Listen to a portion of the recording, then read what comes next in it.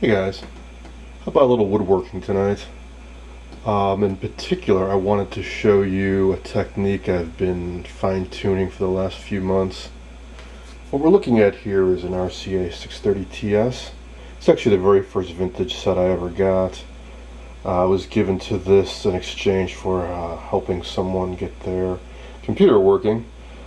She had this in her basement in the same house since the day her father bought it in '46, and she was more than happy enough to let me have it. It had been sitting down there for decades and was covered in filth and dirt and grime. Here are some pictures of what it looked like when I got it.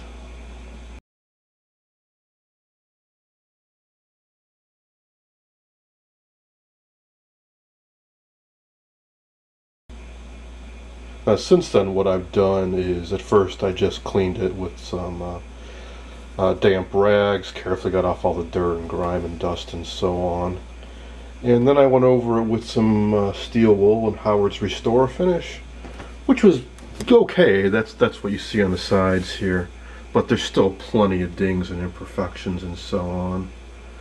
Well, I just let this sit here for the last few years while I moved on to other projects, and got me thinking about this not too long ago, about how I could spruce this up without having to refinish it, like I did on this cabinet and this one not too long ago, which is a heck of a lot of work.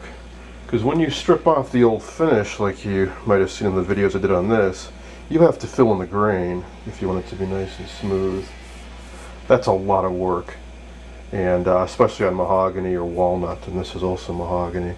Because when you strip this down, you end up with very rough, open-pored wood, and then you have to put on layers of shellac or lacquer or grain filler to build it up, then stain it or use toner lacquer to get the colors right, then put on the clear coat, and then polish up to a nice shine.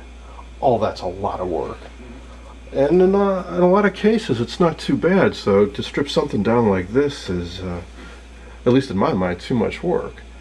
So what I started working on and reading about online and so on is how you can fix these imperfections and get rid of something called alligatoring, which happens to old lacquer over time. You can feel it on the side here where, I don't know if you can see that, but the lacquer cracks into little flakes or scales like an alligator skin. Well, what I found out was one of the techniques to fill in dings like this is to use something called shellac stick, which is something like the size of a pencil. It's a stick of hard shellac, and what the old timers would do is actually melt that into the imperfections. You'd flip this on its side so it's horizontal, and then I don't know, heat up a knife blade or something like that and melt off a little chunk of the shellac and fill this in, and as it cools it would harden, and then you carefully buff it out and it would fill in the void, and hopefully the color would match pretty well. I think you get the shellac sticks in different colors. Well, that's all good, but that's like a little something I didn't want to get into. Plus, it wouldn't take care of the alligatoring anyways. So what I started experimenting with was actually sprucing up the old finish and putting on additional coats, smoothing it out and so on, and bringing some of the color back. And here's the results so far. I just did this center panel. I still need to rub it out, but otherwise it's done. Only a few hours of work, and most of that was just waiting for the various coats to dry. And this came out really, really nice. I hope you can see that. So what did I do?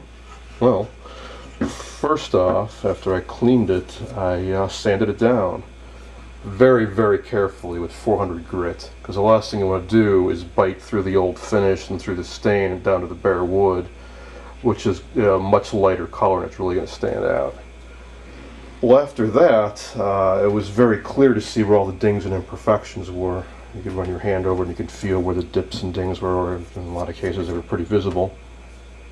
So then what I did is I took some lacquer, and actually a can of lacquer and a fine paintbrush, and I started filling in depressions like there was one here, and building up the lacquer to fill in the hole, so it built a layer so it was high enough that it wasn't, so it was even with the rest of the surface. More sanding, A couple more layers of lacquer, sanding lacquer, in fact, and then more sanding, and then about 6 coats of gloss lacquer to get it down to this nice looking stage. So by doing so, I was able to retain all the original patina, the original coloring, but no alligatoring, no dings, no scratches, nice perfect surface. Well, I was so happy with the way this turned out, and I decided to tackle my coffee table. And that's a work in progress, so I'll show you a little more detail about what I did on that table. So, here's the coffee table I'm working on. It's a classic, early to mid-60s Danish modern coffee table made by the Lane Company, which is still around, I believe. It's got that great Danish modern look with those distinct legs that have the black caps on the bottom. I got this table about 5-6 years ago. At the time I wasn't much into woodworking, so all I did was take some steel wool to smooth out the surface and put a few coats of tung oil on it. And since I've only just occasionally put some furniture oil on it.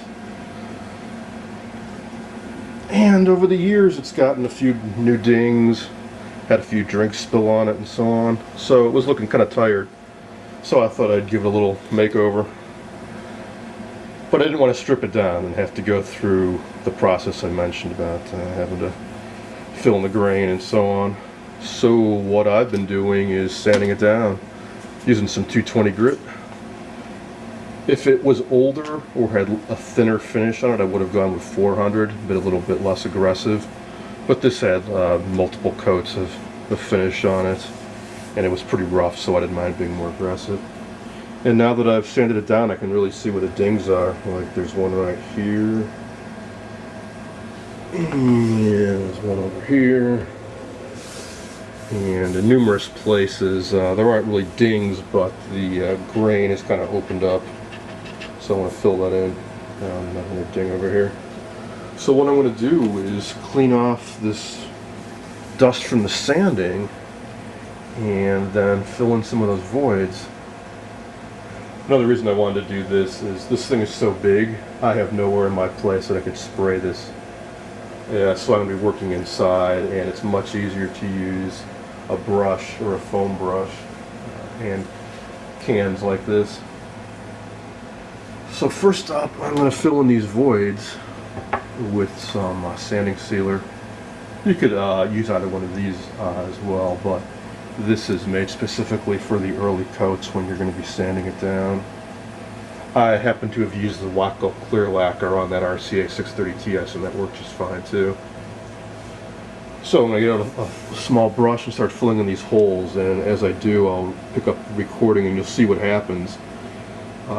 Which is when you put a drop on here and let it dry, it kind of, I don't know if there's some capillary action as the solvents dry, but it'll kind of pull out of the hole. So you're going to have to do it 2, 3, 4 times to fill the deeper holes in, sanding between each layer. But eventually you'll be able to fill it in and get it up to smooth level.